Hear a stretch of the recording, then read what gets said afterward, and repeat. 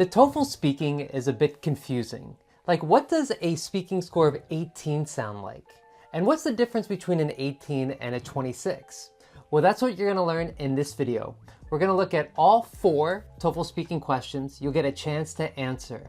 But most importantly, you will see student sample answers for each of these questions.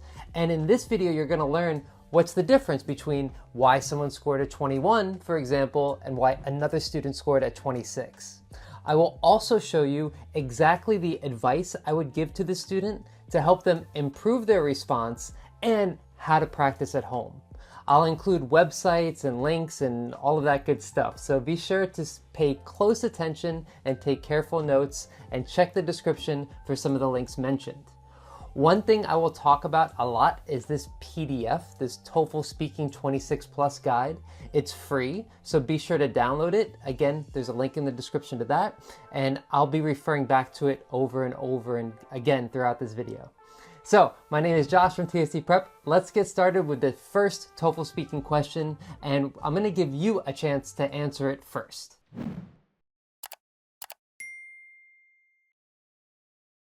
Directions. You will now be asked a question about a familiar topic. After you hear the question, you will have 15 seconds to plan your response and 45 seconds to speak. Some people enjoy spending their free time doing physical activities, such as sports or exercise. Others prefer more relaxing activities like reading or watching movies. Which do you prefer? Explain why. You may begin preparing now.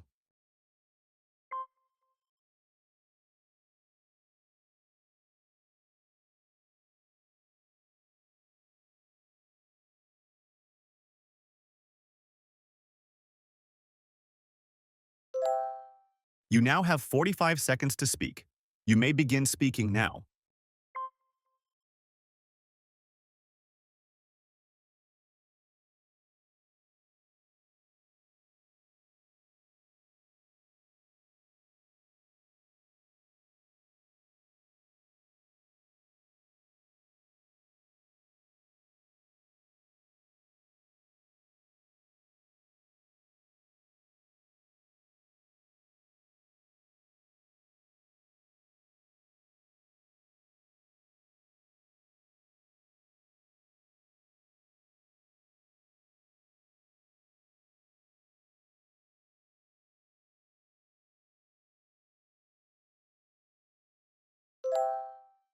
All right, now that you tried it, I know it's tough. Let's listen to a student sample response. And I want you to play the role of a teacher.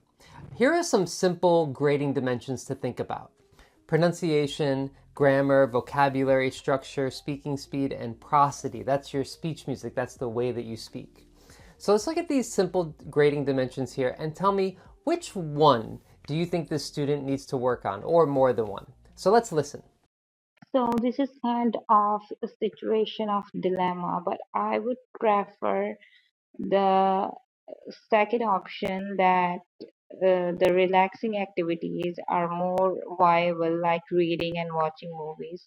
Because if you already have a hectic day of working on a job, or working as a student, or working as a researcher maybe, so when you come to home, you need to relax your body, you need to relax your muscles. So to do this, in order to relax yourself, you need to get some sort of relaxing activity. So if she answered all the questions with this level, she would probably score around an 18 on the TOEFL speaking. So it's a little on the low side. We want to get a better score. What can she do? Well, there are a lot of things that she needs to work on, but the simplest thing and the easiest thing to improve first is structure. So she should follow a template. If you have the TOEFL Speaking 26 guide, it gives you a template for each question type. This gives you a general structure of how you should start, what you should say in the middle, and what you should say at the end. So this student, if you look at, let's fix the beginning part of her response. So the beginning part, she is trying to get to the point of giving her opinion, and it's taking quite a while. If she has a template, this will help her get to the point faster.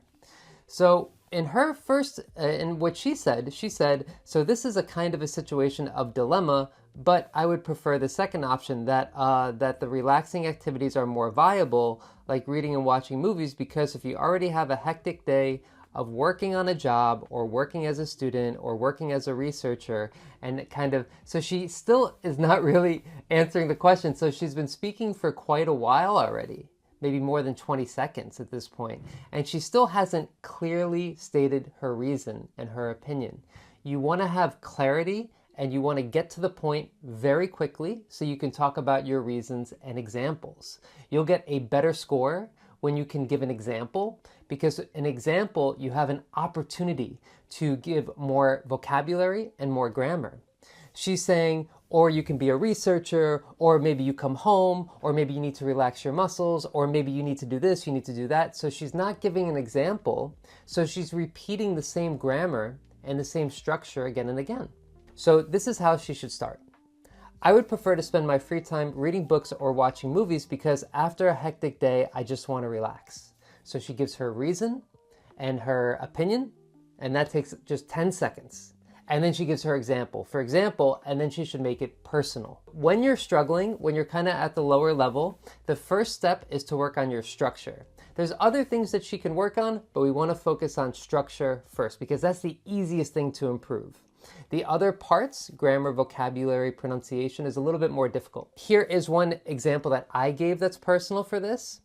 I would say that first of all, doing sports is a great way to stay physically fit. For example, 5 years ago, I was very overweight, but when I started jogging through the park every day, I lost 15 pounds in just 2 months, and I've kept the weight off ever since. Okay, so that's my first example and first reason. I definitely would prefer, so that's where you give your opinion, and then you give your first reason for your opinion, first of all, and an example to help explain your opinion. Additionally, second reason, and another example, your second example, to explain your second reason. You can just have one reason and one example. That's totally fine. So let's see how we can work on those other issues that some people might have. Let's look at question number 2. And before I get to question number 2, I just want to shout out the TOEFL emergency course. We have study plans for 2 days, 1 week, 2 weeks, and 1 month. And this is perfect for anybody preparing for the TOEFL that is just looking to get their score as quickly and as easily as possible. This offer is only for the YouTube audience. Link in the description to that. But let's get to question number 2. Directions. You will now read a short passage and then listen to a conversation on the same topic.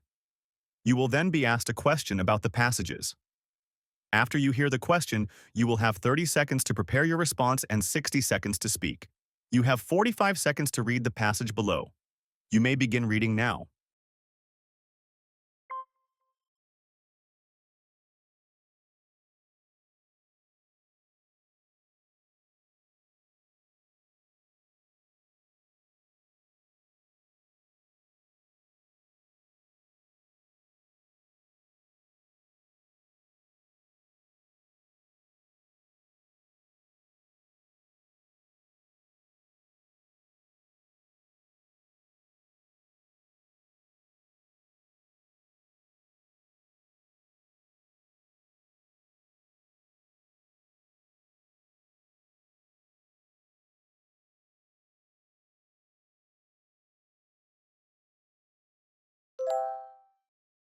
Now listen to a conversation about the same topic. Did you hear the campus convenience store is closing? Yeah, I saw the announcement. If it were up to me, I'd keep it open. Really? Why? They said it's losing money because students shop off campus. Sure, but that doesn't mean it's useless. A lot of students, including me, go there for small, last-minute items. Like yesterday, I bought batteries there because I needed them for my calculator. If the store hadn't been there, I'd have had to go all the way into town. It might not make a profit, but it's super convenient for students. That's the whole point of a campus store, right? I guess that makes sense. But what about the new study lounge? I don't think that's a great trade-off. We already have plenty of study spaces, like the library and the student center. And let's be honest, most people don't study in lounges. They use them to hang out and talk, so it's going to be noisy. I can't see it being more useful than a convenience store. I'm just going to stay in my room or go to the library if I need to study. You might be right about that. Exactly. They're taking away something that actually helps students and replacing it with something we don't really need. Now answer the question. The woman expresses her opinion about the new policy. Summarize her opinion about the policy and explain the reasons she gives for holding that opinion. You have 30 seconds to prepare your response. You may begin preparing now.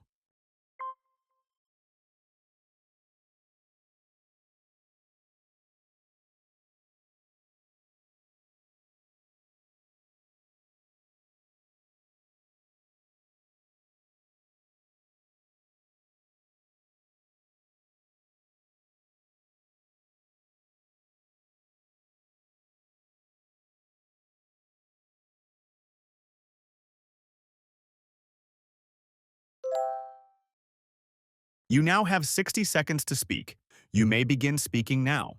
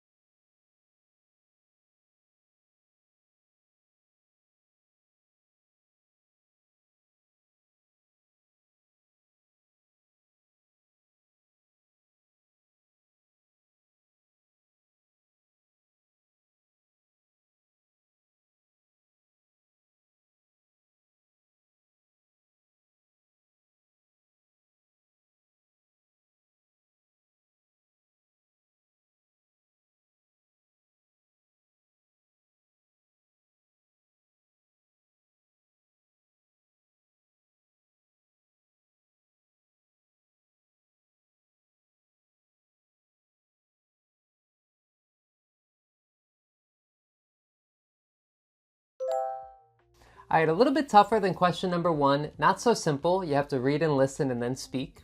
But you have to report information. So it's a little bit easier. It doesn't all come from your mind. You can report on what was said. But let's listen to a sample answer right now. And again, think about these grading dimensions and what will she need to improve? What needs to get better for her? So let's listen right now.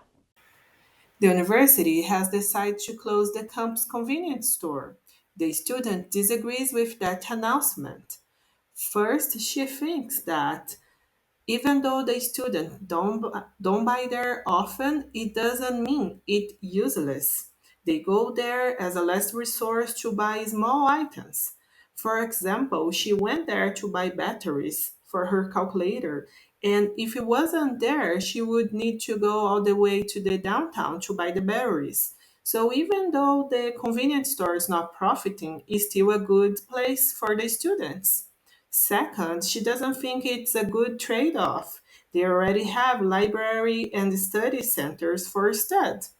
And she thinks that the study lounge will be only to chat and hang out, will be noisy. For example, if she needs to study, she would go to her room or the library. So which part of her speaking needs to improve? What do you think? Now, before I talk about her speaking, I want to say one big mistake that she made that you probably didn't think of. And that is she probably wrote everything down first and didn't follow the test conditions. The way that this sounds to me is that there's no uhs or ums, there's no pausing, there's no changes in speed. It sounds very rehearsed. It sounds like she's done this multiple times.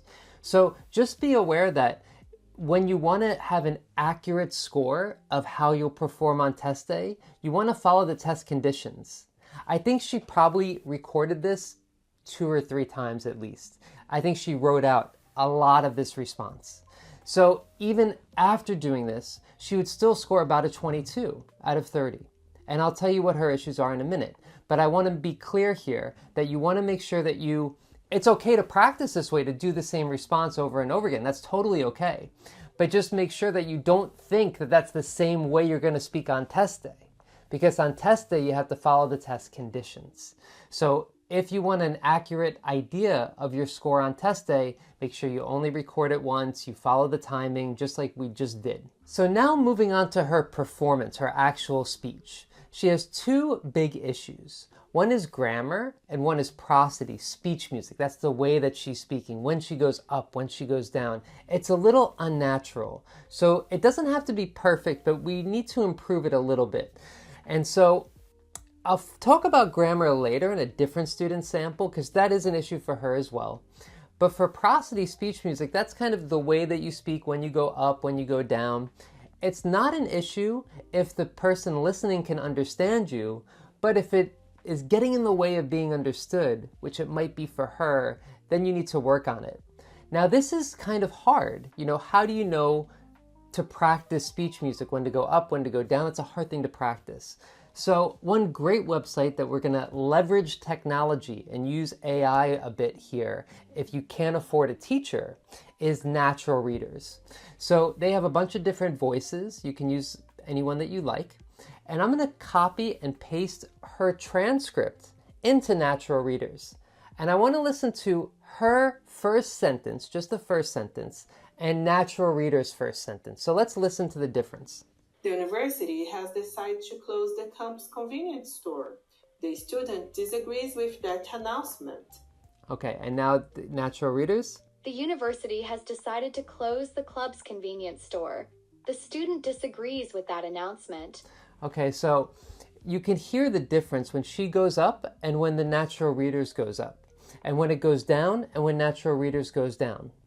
So, like for example, announcement, announcement, announcement, announcement, announcement, announcement. So you can hear the difference between them. Now, she doesn't have to go through every single word and make sure that everything is perfect. One little kind of trick or tip to get speech music better is to go down at the end of sentences. So for example, the first sentence, the university has decided to close the club's convenience store. Convenience store. She goes up, convenience store. No, let's go down, convenience store. The student disagrees with that announcement. She says, the student disagrees with that announcement. No, let's not go up, let's go down. Announcement.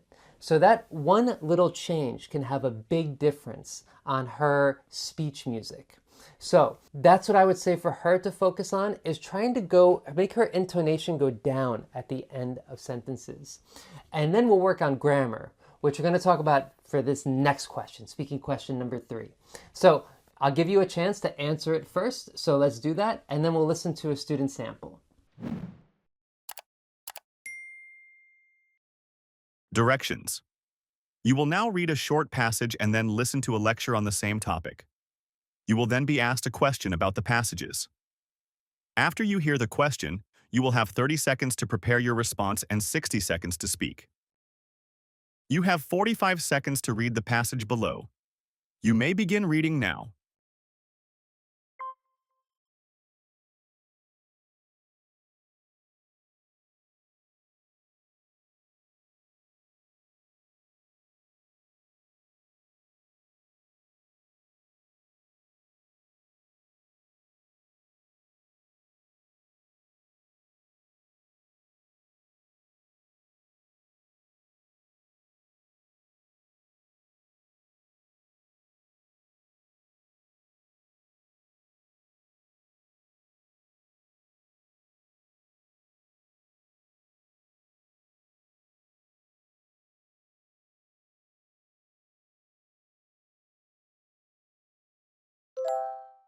Now listen to a lecture about this topic in a sociology class. All right, so, let's explore an example to understand groupthink better. Imagine you're in a student organization planning a big event, like, say, a campus fundraiser. The group leader suggests hosting the event in the middle of final exams. Now, most of you probably think this isn't the best idea because students will be too busy to attend. But you don't say anything. Why? Well, maybe you don't want to cause conflict, or maybe you notice everyone else staying quiet, so you figure, okay, I'll just go along with it. Later, when the event doesn't go well, it's clear that a lot of people in the group felt the same way. You weren't the only one with doubts, but because no one spoke up, the group stuck with the original idea, even though it wasn't the best decision. Now, let's consider another example. Imagine you're in a classroom, and the professor just finished explaining a complicated topic, like a new mathematical formula. The professor asks, "Does everyone understand?" You're sitting there, completely confused, but you glance around, and no one raises their hand. You start to think, maybe it's just me. So, you stay quiet. What you don't realize is that most of the class feels just as lost as you do. Everyone assumes the others understand because no one is willing to admit they're struggling. The professor sees no hands raised, assumes the topic is clear, and moves on to the next topic. Days later, when the homework is assigned, the whole class struggles because, well, no one wanted to break the silence and admit they didn't understand. That's groupthink in action again. Everyone prioritizing the appearance of agreement instead of honest feedback. Using the examples of the campus fundraiser and the classroom discussion, explain how groupthink can lead to poor decision-making. You have 30 seconds to prepare your response. You may begin preparing now.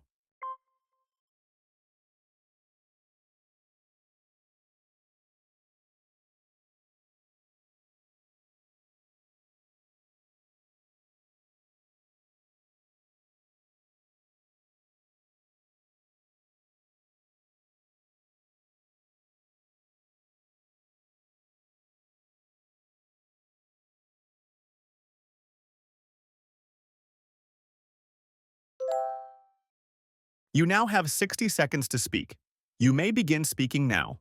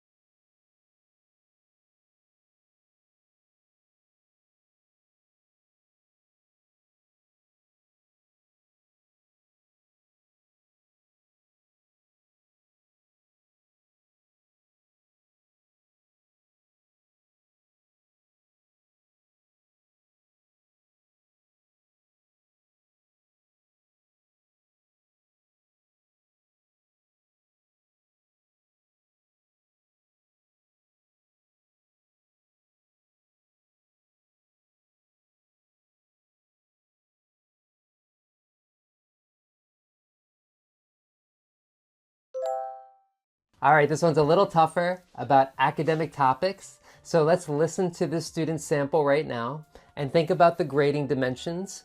What's her weakness? What do you think she needs to improve? I kind of said it already, but let's do it together right now. Here we go. According to the reading passage, groupthink occurs even if the people are not agreeing with a decision. They tend to keep quiet or to maintain harmony and avoid disagreements. But this can lead to bad decisions. The professor gives two examples for the same. In an event planning, when the leader wants to keep the event in between the exams, no students will object them because of the fear or any judgment. They will try to agree with the group leader to maintain harmony, and this can lead to a bad event. Secondly, in a class when there is a difficult mathematical problem and nobody understands that, no student will question the professor as they are afraid of being judged. So when the assignment comes up, they might have difficulty solving the assignments because they didn't ask or clear their doubts before. All right, so you might listen to this and think, man, her English is great. I don't see any problems. This is a great opportunity to use a great website that I'm going to shout out here as My Speaking Score. They can give you feedback on your speaking and show you your grading dimensions. And this student, what happens in My Speaking Score for her grading dimension is that her grammar is an issue. I would actually give her a 26 out of 30, even with the grammar problems, but that's one weakness that might hold her back. And so if we look at her transcript and you look back on it, I've highlighted all of the issues that are small grammar issues. In everyday life, they're not a big deal. We make these mistakes and people are pretty forgiving. You know, no one's going to get too upset with you if you say the wrong article or something like that. But on the test, it becomes a big issue and it could hold her back from her score. She's right at the 26 line. It's really close. So she has to be really careful of her grammar. So one thing that she can do to help her work on this is to look at the transcript, highlight the mistakes, and then correct those mistakes. If you're not sure of the grammar mistakes, put your transcript in ChatGPT or some other site that'll help you fix your grammar and show you where you can improve. But so that's just one small thing that the student needs to improve for her to get a 26 or higher on TOEFL speaking. So be careful of spoken grammar. Even if your vocabulary is strong, your pronunciation, everything, if you're making these little grammar mistakes, which are really popular, it could hold you back. Okay, the most difficult question number 4 we're gonna do next. And this student sample that we're gonna hear after you answer the question, I really want you to listen to this student because he makes maybe the biggest mistake most test takers make. So let's do question 4 together right now. Here we go. Directions. You will now listen to part of a lecture. You will then be asked a question about it. After you hear the question, you will have 20 seconds to prepare your response and 60 seconds to speak. As we've discussed, animals have evolved a variety of strategies to increase their chances of survival in the wild. One of the most important strategies is camouflage, which allows them to blend into their surroundings. Camouflage plays a critical role in survival by providing 2 main benefits. First, it helps animals avoid predators by making them harder to detect in their environment. A well-known example of this is the peppered moth.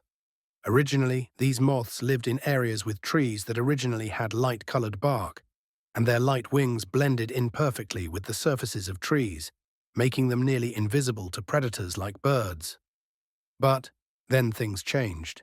During the Industrial Revolution, the landscape was dramatically altered. Factories produced a lot of pollution, and soot from the air settled on trees, turning their bark darker. Suddenly, the light-colored moths stood out and were easily seen by predators. Meanwhile, darker-winged moths, which had previously been rare, became almost invisible against the now darkened tree bark. As you might expect, the population of dark moths grew significantly because they were better camouflaged and less likely to be eaten by predators.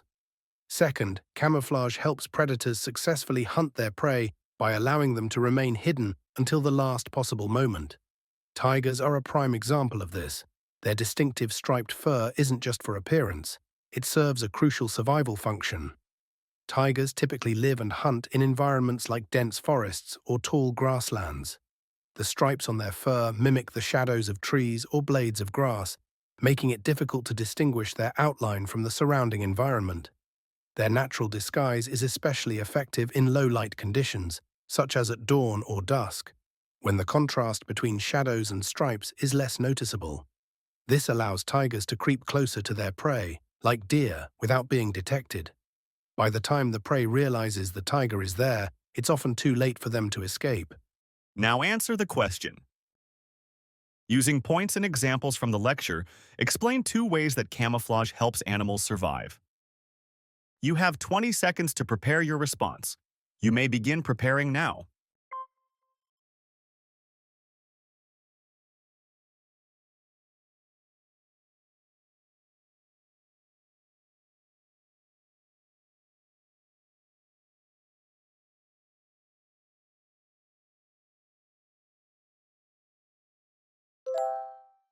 You now have 60 seconds to speak.